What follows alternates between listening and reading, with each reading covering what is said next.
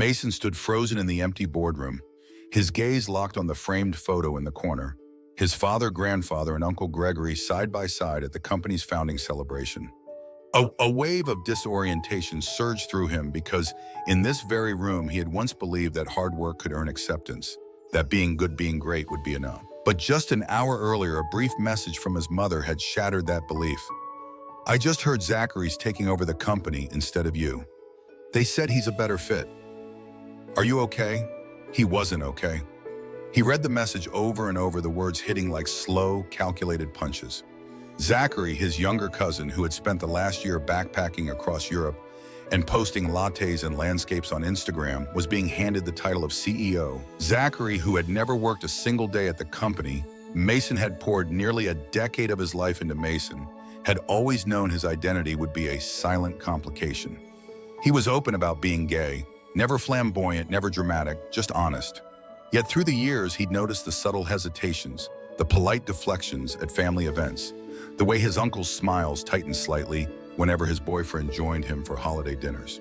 No one ever said it outright, but Mason had always felt it, the quiet, unspoken belief that someone like him wasn't the right face for a family legacy rooted in traditional values. He had swallowed that discomfort for years, had worked late into the night, led major deals, revamped financial systems, and sat through hundreds of meetings where his vision steered the company forward. He had done all of it with the quiet hope that excellence could outshine bias.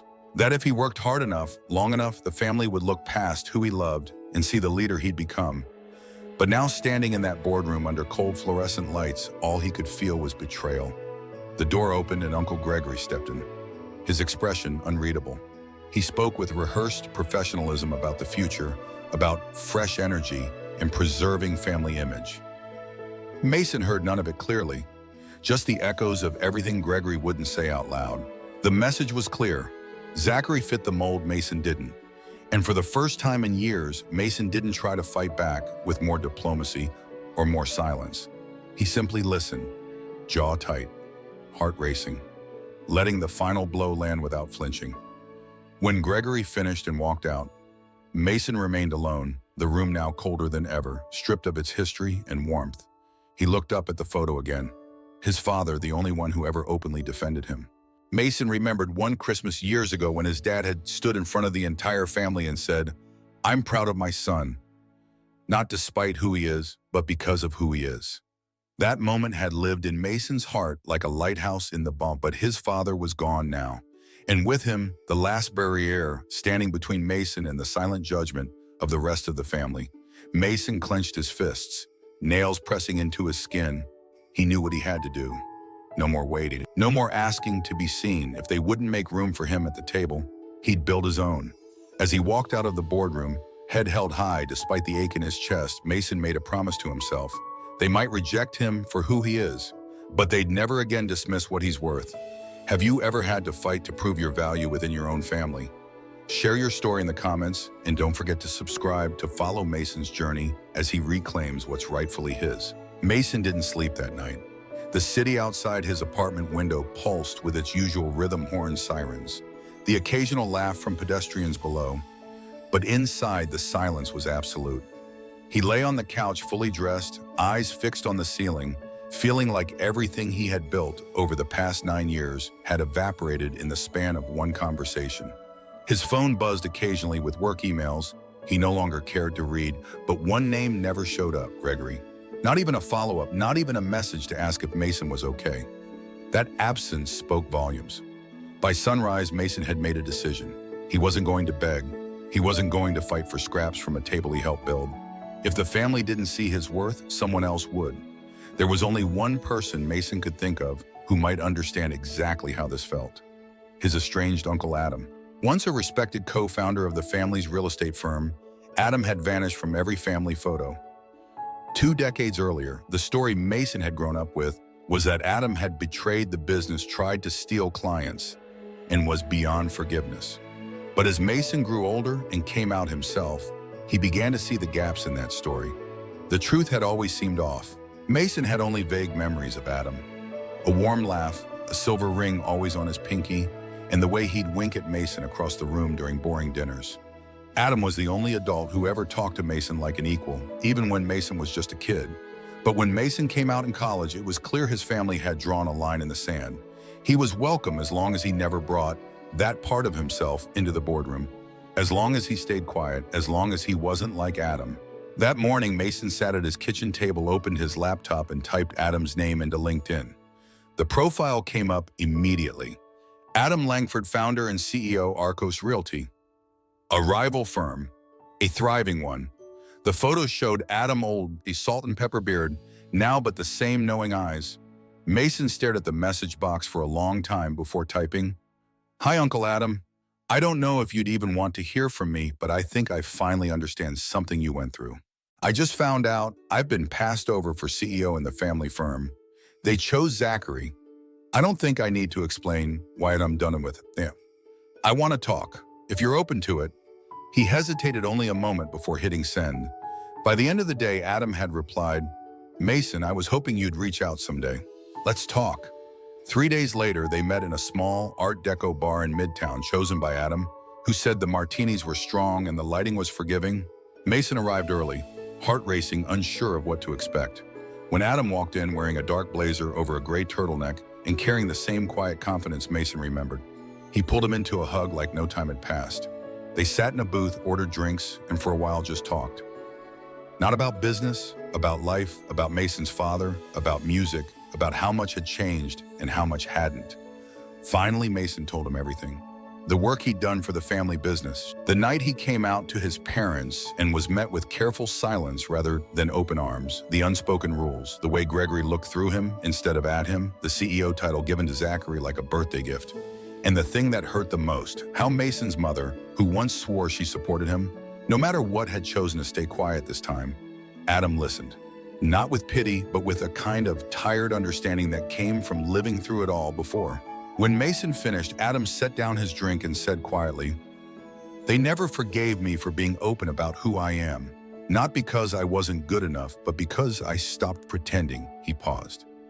"They needed me to be ashamed, and when I wasn't, I was a threat."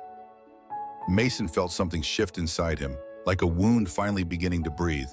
Adam leaned in slightly. "You're not alone. If you want in, I'll make space, real space. I need a CFO, and more than that, I need someone I can trust. You'd have the authority, the title, the respect. No shadows. No shame." Mason exhaled. He hadn't realized he'd been holding his breath. They shook hands that night. Two men cut from the same cloth, finally stitched back together. By the end of the week, Mason submitted his resignation. No dramatic confrontation, no tears, just a clean break. Gregory didn't respond. Zachary never reached out, and his mother, she only sent a single message. "I need time to understand what you're doing. Please don't make this permanent." Mason stared at the text for a long time, then turned off his phone. The following Monday, Mason walked through the doors of Arcos Realty as the new CFO and soon-to-be partner. For the first time in years, he felt like he wasn't hiding anything, not from his colleagues, not from clients, and most importantly, not from himself. Mason's first week at Arcos Realty felt like breathing in a space with real oxygen for the first time in years. The office was different, open bright with no dark wood paneling or portraits of solemn old men watching your every move. No legacy looming like a ghost over your shoulder. Just people. Young, old, sharp, odd, loud, quiet. People who didn't pretend to be anything they weren't, and people who didn't care that Mason was gay. Not in a polite, "we support you" kind of way, but in the way that no one treated it like a footnote or a flaw. It simply was. Adam had made that clear on day one. "This isn't a place where you'd have to tone yourself down to succeed. I've built it with people like us in mind. The ones who were told we didn't fit the mold. Turns out that mold was garbage." The first few days were intense. Mason was introduced to every team, sat through back-to-back strategy sessions, and dug deep into Arcos's internal operations. It didn't take long to realize that while Adam had built something impressive, there were cracks in the foundation processes that needed reworking, clients that needed re-engagement, a few toxic holdovers from the old-school real estate world that Mason was more than familiar with, but none of it intimidated him. This time he wasn't proving his worth to people, hoping he'd fail quietly. He was building with someone who wanted him to rise. By the second week, Mason had already drafted a plan to restructure the finance department and digitize their outdated reporting systems. Adam handed him full authority without hesitation. "Do what you do best," he said. "And if anyone gives you trouble, well, they'll deal with me." But even in this new environment, ghosts followed. It started with a company photo. On Friday, Arcos's marketing team organized a small photo shoot for the new leadership team. The plan was to update the company's website with a refreshed About Us section. Mason arrived early, dressed in a navy suit with a slim rainbow pin on his lapel. He'd worn it intentionally, subtle but not invisible. He was done hiding. When the photo went up the following Monday, it sparked immediate attention online. The image showed Mason standing shoulder to shoulder with Adam and two senior partners smiling under soft studio lighting. His pin, visible but unremarkable to most, but not to his old world. Within hours, his inbox filled with texts, not from colleagues but from family. "Did you really have to make it so obvious? Your father would be ashamed. So you left to play activist now." But it was the voicemail from his mother that hit hardest. Her voice was tight, low, full of the kind of restraint that only mothers can wield like a weapon. "I saw the picture. I don't know why you feel the need to advertise everything. It used to be enough that we knew Mason. It didn't have to become who you are." He didn't listen to the rest. That evening, Mason stayed late at the office, lights dimmed, city flickering outside the windows. Adam stopped by with 2 coffees and placed one beside him without saying anything. For a moment, neither spoke. Then Adam said quietly, "When I came out, I thought the silence was worse than the rejection. But now I think the slow disappointment, the conditional love, that's the thing that really breaks you down." Mason stared at his monitor, jaw tight. "I used to think that if I just worked hard enough, I could make them proud enough to forget they were uncomfortable." "They're not uncomfortable with your success," Adam replied. "They're uncomfortable that you're successful without apologizing for who you are." That landed deep. Later that night, Mason opened an old photo album he kept in a drawer at home. A birthday photo from when he was 10, smiling awkwardly in a red polo while his father clapped behind him. His mother had baked the cake. Everyone had been there, even Adam, back before the erasure. Mason ran his thumb across the edge of the picture. He didn't hate them, but he couldn't keep shrinking himself to keep them comfortable. The next morning, he walked into the office with a plan. He would use his position, not just as CFO, but as someone with a voice to build more than profit. He pitched Adam a program for queer youth interested in real estate and finance, to be mentored by Arcos employees, offering workshops, internships, and career development without shame or pretense. Adam listened, smiled, and said, "Let's make it real." And so Mason began building something larger than legacy. He wasn't just reclaiming a career. He was carving out space for those coming after. Of course, word got out.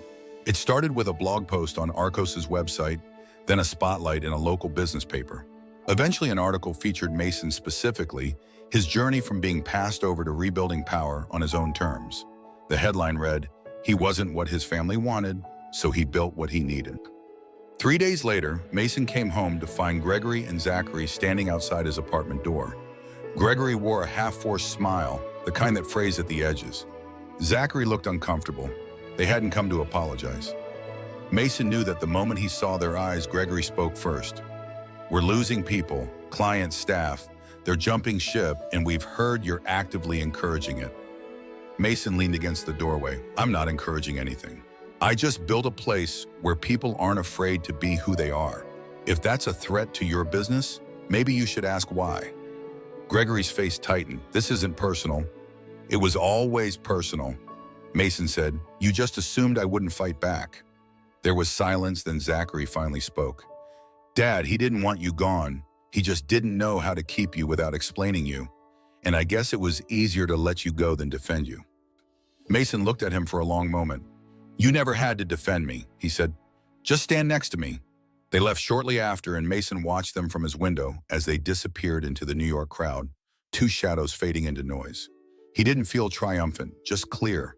He wasn't interested in revenge. He was interested in rebuilding. The call came at 2:13 a.m. Mason was awake, not because of work, but because sleep had become a stranger since Gregory and Zachary showed up at his door. He'd been replaying their words for nights. "He didn't know how to keep you without explaining you." That sentence looped like a song with no melody. The implication that his existence, his truth, required justification in order to be kept around, gnawed at something deep. He answered the phone without checking the number, expecting it to be one of his interns with a panicked spreadsheet issue. It was his mother. Her voice was quiet, fragile in a way he hadn't heard since his father passed. I don't know why I'm calling. I just couldn't sleep. Mason said nothing. He waited. I saw the article, she continued. The one where you're standing with that pin on your suit. The one about the youth program. You looked proud. He felt a lump form in his throat, but it stayed silent. I wasn't ready to see you like that. Not because I'm ashamed, but because I know I never gave you that look growing up, that pride. She paused, and for the first time in months, she sounded more like a mother than a neutral diplomat. When your father and I first found out, we thought we had to protect you from the world. But in the process, we protected ourselves from having to grow. Mason's breath caught. For a moment, neither of them spoke. Then she said, "You're not the one who broke this family. You were just the only one brave enough to stop pretending." He closed his eyes, let the words settle like warmth under his skin. But he also knew one call wouldn't erase years of selective silence. "I want to come see you," she whispered, "if you'll let me." Mason didn't say yes, but he didn't say no either. That week at Arcos, Mason launched the first mentorship session of the Future First program. 15 high school students from across the boroughs showed up. Queer trans questioning, and a few just there to learn without fear. Mason stood at the front of the room in a charcoal suit holding a simple notepad. No script, the kind of moment that would have terrified him years ago. Now it felt right. "I know what it's like to walk into a room and wonder if they'll see you or shrink you," he told the group. "But here we don't build for who people expect you to be. We build for who you are." The room was silent, not in discomfort but in resonance that night as he packed up one of the students. Sasha, 16, gender fluid, fierce, walked up and said, "I showed my mom your article. She didn't say much, but she started asking about internships." "That's new," Mason smiled, not wide but deep. By the end of the month, word had spread further than anyone expected. Larger firms began reaching out for partnerships. One even tried to poach Mason with a generous offer in a corner office uptown. He declined. "This isn't just a coup," he told Adam over coffee. "It's home, and I've spent too long trying to be welcomed into houses that were never meant for me." But success has a way of poking old wounds wide open. A few days later, Mason received an invitation, an embossed envelope from the family estate, Gregory's retirement gala, Zachary's official inauguration as CEO. The envelope smelled faintly of the cologne Mason's father used to wear, a cruel detail, intentional or not. The note inside was brief: "You're welcome to attend. We'd like to put things behind us." No signature. Mason stared at it for a long time before placing it unopened into the bottom drawer of his desk. That Friday, Adam called him into his office. "You've got a decision to make," he said plainly, sliding a news article across the desk. The headline read, "Langford heir declines family business, builds LGBTQ+ legacy." Instead, "They're watching," Adam said. "They're wondering if you'll show up at that gala, if you'll play nice, smile for the cameras, fold back in." Mason didn't look up. "You don't owe them peace for the sake of optics," Adam added. "But if you go, make it on your terms." Mason thought long and hard that night. He didn't want closure, he wanted clarity. The gala was held at the Langford estate, a sweeping mansion outside the city, all marble floors and curated family portraits. Mason arrived alone, dressed sharply, the same rainbow pin on his lapel. No grand entrance, no spectacle. The room quieted slightly when he entered, just for a moment, then the clinking of glasses resumed. Zachary was already mingling. Gregory was by the bar. Mason didn't greet either. Instead, he walked the perimeter of the room, eyes scanning portraits of men who never would have let him sit at that table, not unless he'd hidden everything that mattered most. Eventually, his mother approached. She wore a navy dress and uncertain eyes. "You came. I didn't come for them," he said, soft but firm. She nodded. "I know." They stood together in silence until Gregory finally approached, holding a glass of scotch with too much confidence. "I'm glad you came," he said, forcing a smile. "This could be good for public perception." Mason tilted his head. "Of you or me?" Gregory's smile faltered. "I didn't come here to be your decoration," Mason continued. "I came to remind you that you built this legacy on the backs of people you were never brave enough to fully see." Gregory blinked. It's not that simple. It is, Mason replied. It always was. He turned, walked away, and didn't look back. Later that night, as he was leaving, Sasha sent him a message. I saw the gala live stream, so you didn't say much, but you being there meant something to a lot of us. Mason smiled, then closed the door to the estate behind him. 3 weeks after the gala, Mason received a letter, not an email, not a voicemail, but a hand-addressed envelope in familiar slanted handwriting, his mother's. Inside was a short note folded twice, written in the careful cursive she reserved for condolences and weddings. I've been sitting with my silence for too long. It took me time to realize that saying nothing is not the same as keeping peace. It's choosing safety over love. I'm sorry I let others define what made you worthy in this family. You've shown all of us what real worth looks like. Beneath it, she'd included a second envelope, unmarked, sealed in handwriting, Mason hadn't seen since he was a teenager. There was one more line. Your father gave me this a month before he passed. He said, give it to Mason when the time is right. He'll know when. I believe that time is now. Mason sat down before opening it. He recognized his father's neat, precise lettering instantly. Mason, if you're reading this, it means I'm no longer around to say these words to your face, and that breaks me. I wasn't perfect, but I watched you become someone I could never be, someone brave enough to live without apology. I was proud of you every day, even when I didn't say it, especially when I didn't say it. The company should have been yours. I told Gregory that quietly, but I knew his fear would win. Fear of difference, of perception. I'm sorry I didn't fight harder when I had the strength. But you, what you're building on your own terms, will outlast anything they cling to. Don't come back to be accepted. Keep going to be remembered. Mason held the letter to his chest for a long time, letting the weight of it settle. Every moment of doubt, every conversation where he had stayed quiet, every time he wondered if his father had looked at him with pride or pity, now he knew. At Arcos, Mason stood in front of a packed room of students for the second Youth Leadership Summit. The space buzzed with energy, young people of every identity, asking questions, dreaming bigger than he ever had at their age. One of them, maybe 15, asked, what would you say to people who never got that letter, who never got told they were enough? Mason paused. I'd tell them you don't need a letter to know your worth. But if no one's ever said it to you, let me say it now. You're enough.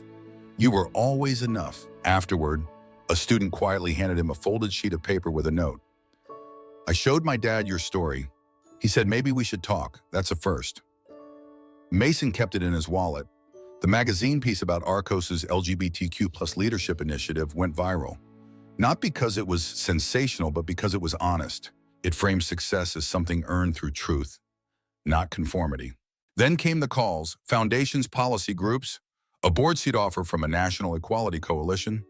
Adam laughed when he saw the email. Told you they'd come knocking once you stopped knocking. But Mason didn't feel triumphant. He felt grounded, focused. He didn't want to be famous. He wanted to make space. One morning, his mother stood in the lobby of Arcos, waiting in silence with a small bouquet and a nervous smile. Mason met her at the elevator, and for a few long seconds, they just looked at each other. I read his letter again last night. She said he wanted me to be brave too. They didn't hug, not yet, but Mason walked her through every department. She met his team. She saw his name on the door, and when she left, she said, I think I understand now. You didn't leave the family, you found where you could belong without disappearing. Mason never returned to the family company. He didn't need to. By the time Zachary fumbled through his first board crisis and Gregory quietly stepped away, Arcos had doubled its market share and launched its third mentoring cohort. But Mason wasn't chasing market wins anymore. He was building stories that would never be erased. Have you ever waited for someone to say you were right to be exactly who you are? And if not, what would it mean if you said it to yourself first? Leave your story below. Someone out there might be waiting to hear your voice. And if Mason's journey spoke to you, share it, subscribe, and carry it forward. Because being true to yourself isn't the end of the story. It's where the real one begins.